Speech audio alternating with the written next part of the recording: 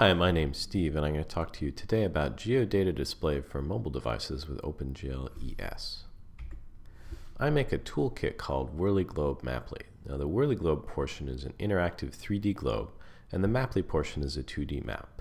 It's available for iOS, that is iPhone and iPad, and it's on GitHub, and it's open source.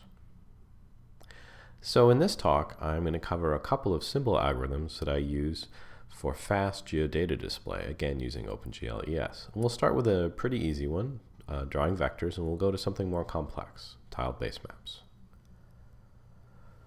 Now here's the easy way to draw vectors. You start with, let's say we're just doing vector outlines. You start with a feature, and create a drawable geometry for it, make it a line loop, add points until you're done, and send it to the renderer. Really easy.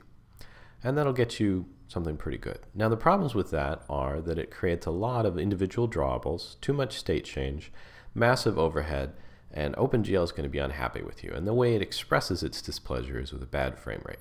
So what do you do about that? Well, you put things together, you batch. Rather than using the most elegant solution, you use line segments instead of line loops. You throw everything together in buffers and you render it all at once. And this is how you make things fast.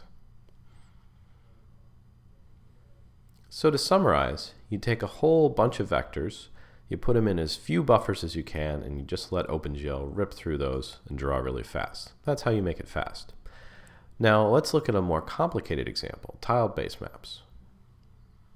And what tiled base maps are lots of little images coming from a server that it's up to you to put together and present in a coherent whole to the user.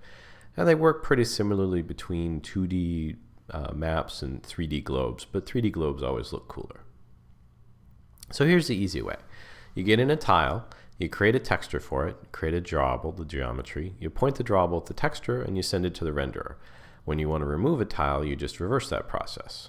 And this will get you something that looks pretty good, but it won't be very fast.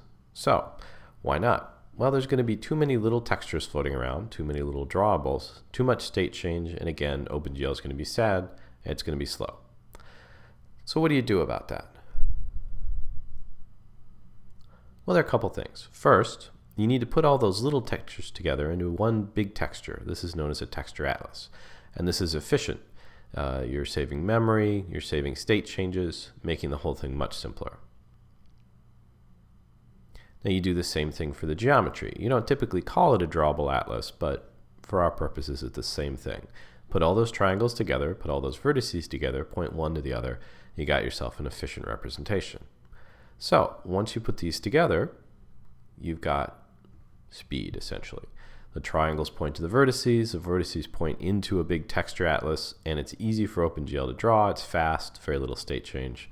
But aren't we going to be changing this constantly as tiles come in and out? We are.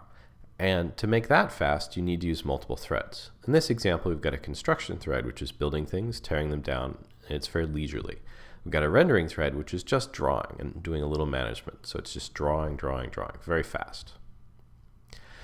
Here's how you add a texture to the texture atlas with this setup. To add a texture, you create it and you put it in the atlas. Pretty simple. To remove it, you actually find it, hand it over to the rendering thread to say, hey, are you done with this? And when it is done, then you can mark the space as free and move on. So a drawable atlas is a little more complex because you can't modify the thing you're currently drawing. And merging on the rendering thread can be slow. So what do you do about that? Well, one trick is to create two different versions of the drawable, what's known as a double buffered drawable. So that means that you've got one version in the construction thread that you can mess with, and one on the rendering thread that's just being drawn. And when you're done messing with the one that's inactive, you just ask the rendering thread to swap, and then you can catch up the other one. So here's what adding a tile looks like. Textures are pretty easy, so let's look at the geometry.